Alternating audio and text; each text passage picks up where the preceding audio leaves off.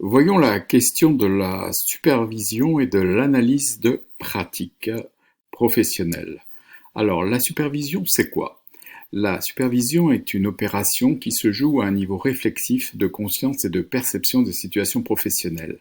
Sa caractéristique essentielle est qu'il s'agit de l'accompagnement d'un autre professionnel de l'accompagnement avec lequel se joue du partage de savoir et de l'expérience entre supervisé et superviseur. Certains voient la supervision comme une forme particulière de mentorat, un mentor qui guide sur le chemin du développement professionnel. C'est ce qui rapproche aussi d'une démarche de coaching. Le chercheur Gabriel définit en 2011 la démarche de coaching comme une démarche d'accompagnement visant à développer la réflexivité en vue d'un changement de comportement et à optimiser le potentiel du coaché à gérer sa scolarité, ses projets, ses orientations et ses choix. Pour le superviseur, il s'agit donc d'accompagner le stagiaire comme un entraîneur, un coach sportif, afin qu'il active ses propres ressources, qu'il puisse actualiser son potentiel et surtout développer ses compétences. La supervision peut reprendre à son compte la remarque suivante: le coach est une sorte d'accompagnateur de l'innovation personnelle, un chercheur du sens, un accoucheur de la spécificité individuelle, nous dit Gabriel, toujours en 2011. Il existe en analyse de pratique comme en supervision tout un champ des possibles, toutes les ouvertures, les innovations potentielles, la créativité possible. Il existe un mode pionnier qu'on recherche et invente des processus, des manières de faire et d'être plus stimulantes ou performantes pour superviser. Superviser peut revenir à impliquer une intelligence collective pour faire ensemble, collaborer, coopérer, ce qui est aussi une source de performance. Le coaching n'est pas la seule profession pour laquelle une supervision est jugée indispensable. Nous avons les psychothérapeutes, les psychologues, les psychanalystes qui se font superviser depuis très longtemps, et en outre de plus en plus de managers, de mentors, de DRH, de médiateurs, de consultants et même de dirigeants ont recours à des techniques qui ont dérivé de la supervision des coachs. Le problème est parfois le manque de formalisation de cette profession aux approches nécessairement pluralistes, vu l'amplitude des champs professionnels et d'une intervention tenant compte de ce pluralisme. Superviser n'est pas former. Superviser n'est pas former, ce n'est pas exactement non plus animer un groupe d'échange pratiques ou d'analyse de pratiques ou du travail. Néanmoins, la nécessité de structurer les actes et les savoir-faire spécifiques du superviseur, de les théoriser pour les enseigner dans le cadre d'une formation de superviseur conduit à discerner des techniques, des postures et des méthodes, des outils spécifiques à la supervision. Pour certains, les savoirs en andragogie, je vais dire andragogie ou formation des adultes, participent à l'élaboration de la supervision, la vivifient, la renouvellent, d'autant que superviser est né de la supervision incontournable des psychologues, des psychanalystes et autres cliniciens. La supervision s'ouvre vers d'autres professions. Elle diffère de l'animation de groupe d'analyse de pratique, tout d'abord parce qu'elle vise une seule personne, non un groupe de personnes, même s'il s'agit de développement professionnel et d'apprentissage. Pour autant, il ne s'agit pas de tutorat propre aux apprentissages professionnels, il s'agit plutôt de formation réflexive individualisée sur une activité professionnelle d'accompagnateur des métiers, des secteurs de l'humain, secteur de la santé, secteur de l'éducation, secteur du social. Le superviseur supervise les accompagnateurs. Il accompagne les accompagnateurs avec son expertise, ses outils et ses finalités bien précises et spécifiques. Le superviseur est donc un accompagnateur d'accompagnateurs. Superviseur ou l'analyse d'une analyse. La supervision constitue un retour sur activité en conséquence, afin de développer une maîtrise de l'analyse des pratiques professionnelles. En effet, le superviseur travaille sur l'analyse d'une analyse, de pratiques professionnelles. Il est interrogé entre collègues les résultats produits par les séances d'analyse, le déroulement de l'analyse et la méthode employée pour analyser le travail effectué. Superviser signifie contrôler et réviser un travail fait, sans entrer dans le détail.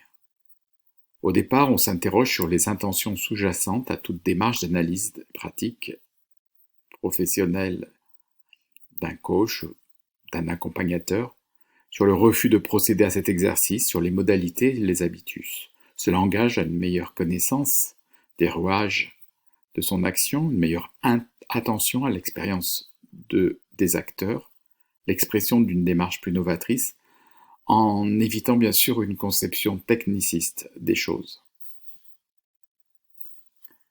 Les superviseurs d'analyse de pratiques professionnelles peuvent questionner ensemble le recours aux études de cas, à la simulation de situations réelles fournies par les participants eux-mêmes.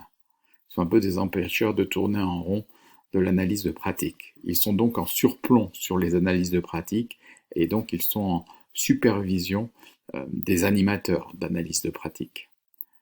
La procédure d'analyse exige de la part de l'analyste superviseur une grande capacité de prise en compte de la situation investiguée, de l'écoute de l'expérience d'autrui, de la saisie des caractéristiques des sujets, de son environnement, de la prise en compte des attentes, du besoin de reconnaissance ou d'intégration professionnelle.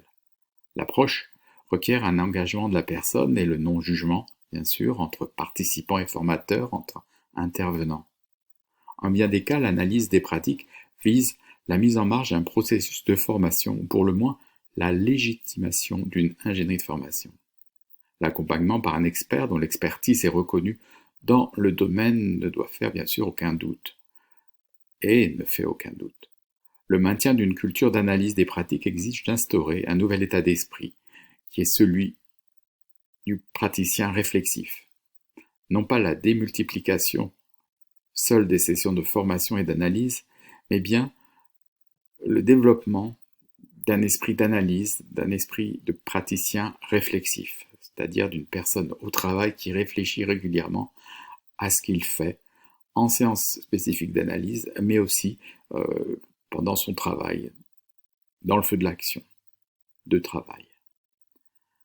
Parfois, les finalités brouillent les aspects de formation individuelle et professionnelle des acteurs, car la demande d'un manager est moins d'analyser pour comprendre et remédier face à des situations critiques que de faire changer coûte que coûte les pratiques professionnelles en usage.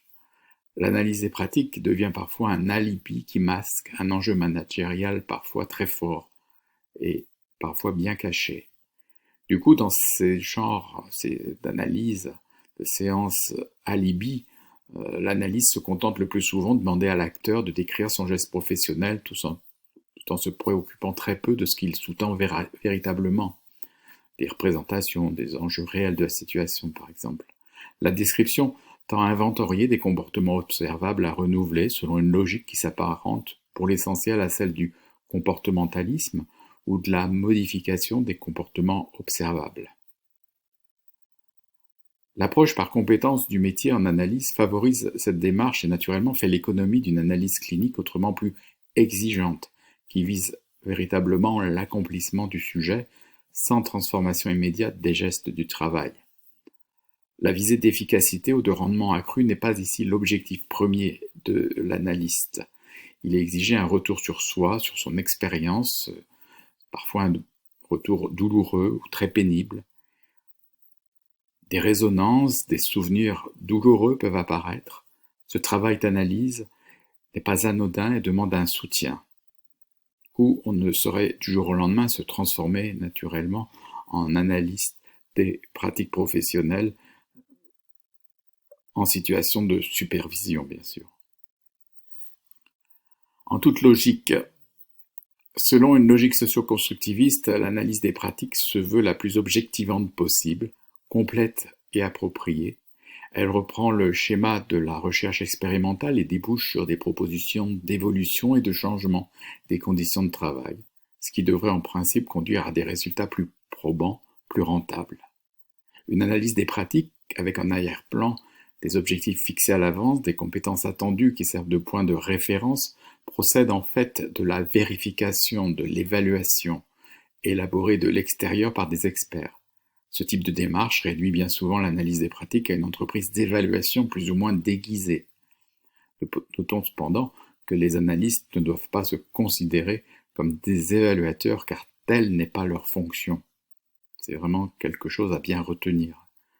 Ils ne sont en rien des évaluateurs.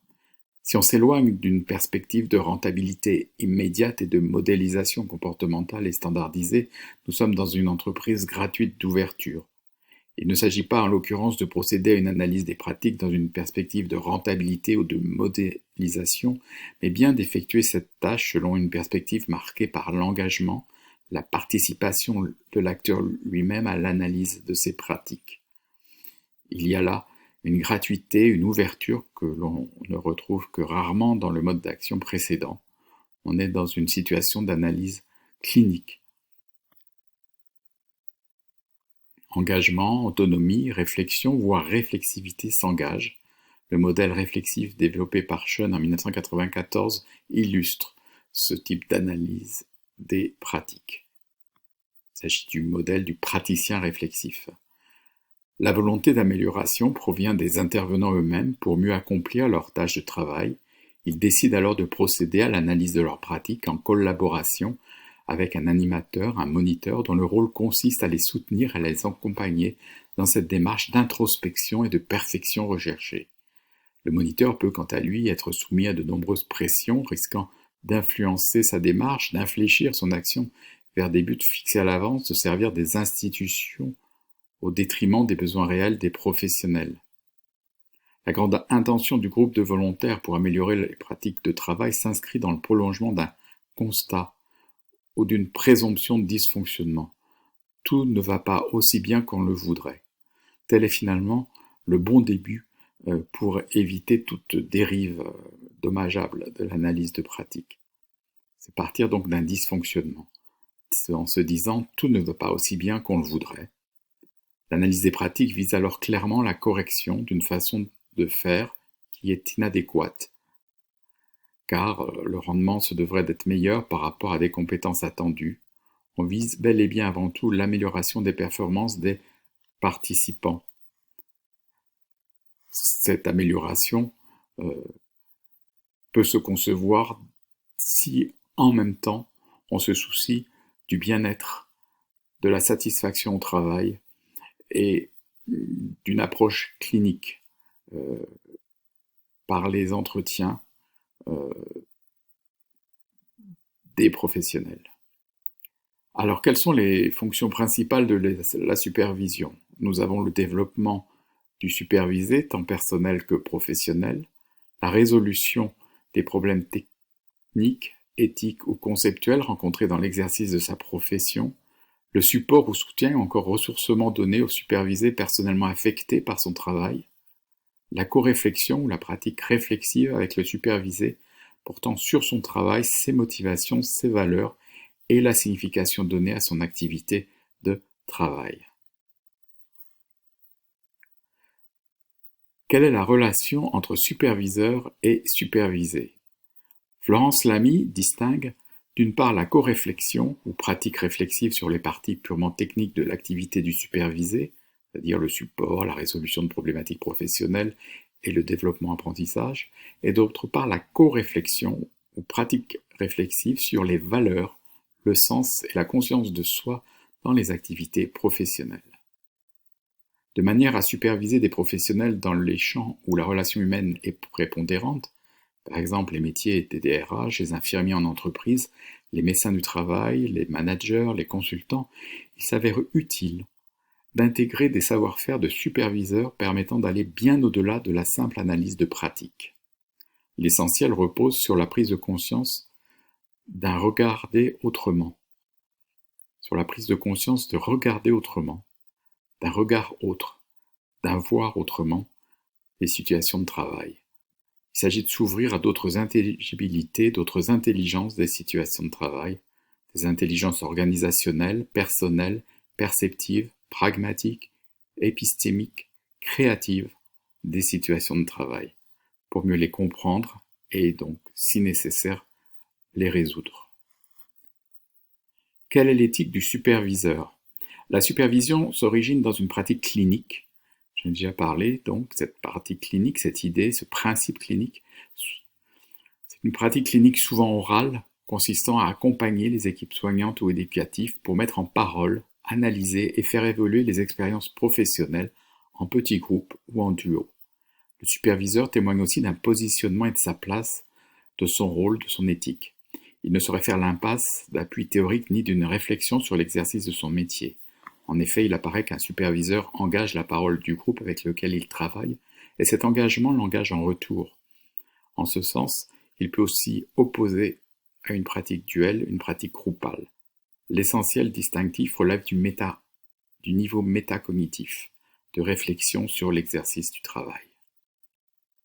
Alors, quels sont les champs de la supervision? Voyons avec ce schéma qu'ils sont nombreux. Le champ des ressources humaines, celui de l'organisation management, le milieu des aidants, le champ professionnel des coachs, des consultants, des mentors, le milieu des sophrologues, des psychothérapeutes, des psychologues, mais aussi le milieu des thérapeutes corporels, des médecins du travail, des infirmières.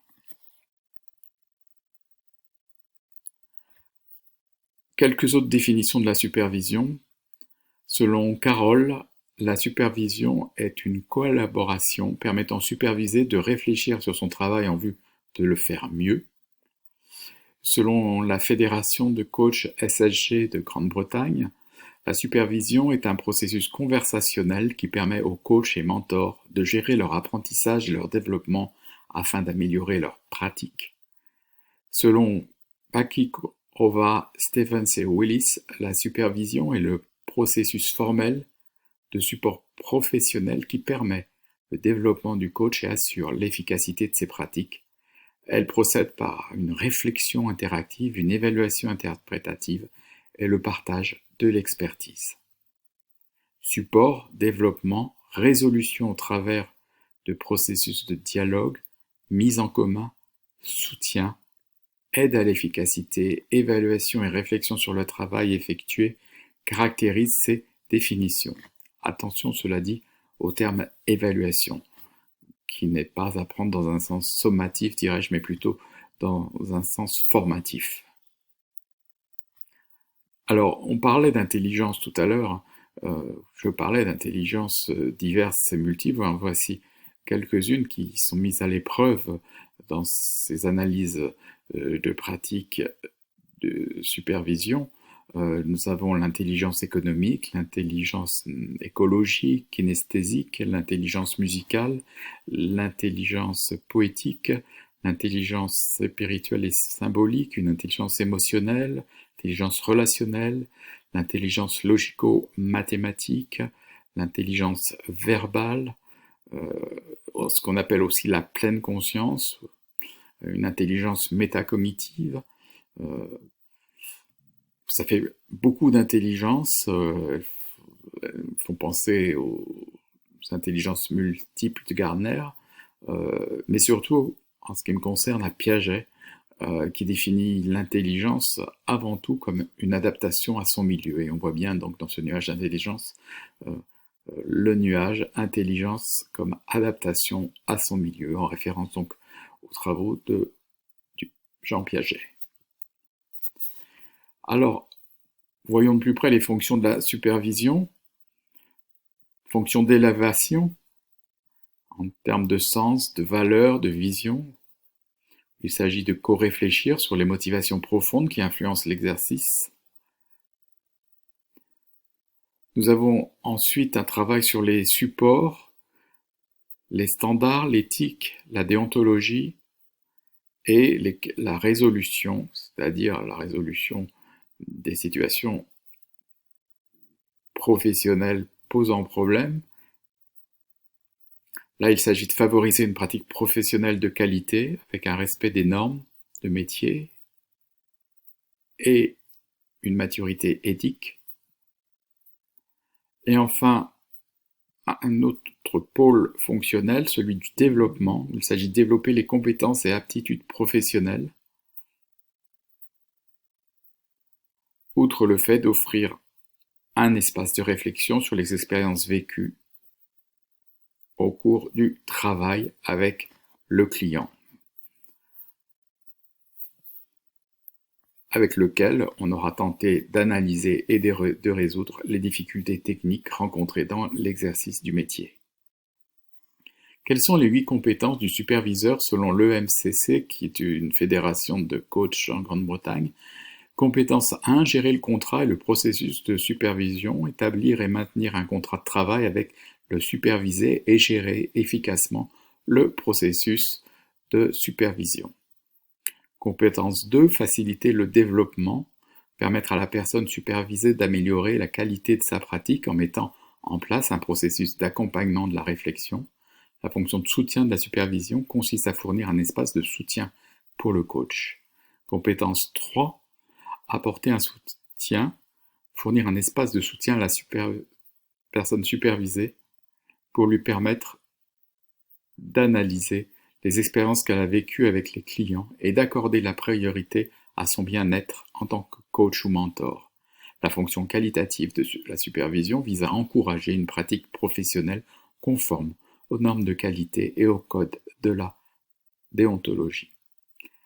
La compétence 4, elle promeut les normes professionnelles. Cette compétence se subdivise en 3 parties. Les normes exigeantes en matière de pratique professionnelle, la déontologie, la pratique réflexive. Les 3 compétences suivantes ont trait aux capacités du superviseur. Cette compétence 5 donc est la conscience de soi et savoir utiliser et développer consciemment le soi-même, au service de la relation et du processus de supervision. La compétence 6, qui est la conscience de la relation, comprendre et travailler avec les niveaux relationnels qui sont actifs dans le processus de supervision. La compétence 7, qui est une conscience systémique, être capable de reconnaître et de travailler avec la dynamique des systèmes humains. Enfin, la dernière compétence concerne le travail en groupe et la dynamique particulière de la supervision collective. Cette compétence 8, c'est donc savoir animer une supervision collective, gérer habilement la dynamique des groupes en supervision. Un petit lexique très léger, superviseur, c'est celui ou celle qui supervise, le supervisé, qui peut être coach, thérapeute, mentor, le client, et il est important de revenir sur ce terme, c'est celui ou celle qui est accompagné par le supervisé. Le sponsor, c'est le commanditaire, celui ou celle qui donne la mission au supervisé. Par exemple, coacher le client, qui est celui ou celle qui est accompagné par le supervisé. On peut aussi parfois parler d'accompagnement, mais là, Paul a largement explicité cette grande nébuleuse de l'accompagnement avec les diverses formes de l'accompagnement. C'est un mot à savoir utiliser à bon escient, mais qui est un synonyme souvent bien utile, surtout pour expliciter cette fonction du superviseur, qui est donc d'être un accompagnateur d'accompagnateurs. Voici les sources documentaires, donc je vous recommande la lecture chez l'Harmattan du livre Dominique Fablet, Supervision et analyse des pratiques professionnelles, celui de Florence Lamy et Michel Moral, sur lequel je me suis largement appuyé, les outils de la supervision dans les métiers de l'accompagnement. Je vous le recommande chaudement, avec tout un ensemble de schémas, j'en ai présenté 2 qui sont vraiment très utiles pour les visuels dont je suis, et aussi la posture du superviseur, supervision, analyse des pratiques, régulation d'équipe. C'est un livre de Joseph Roussel aux éditions RS. Voilà, je vous remercie.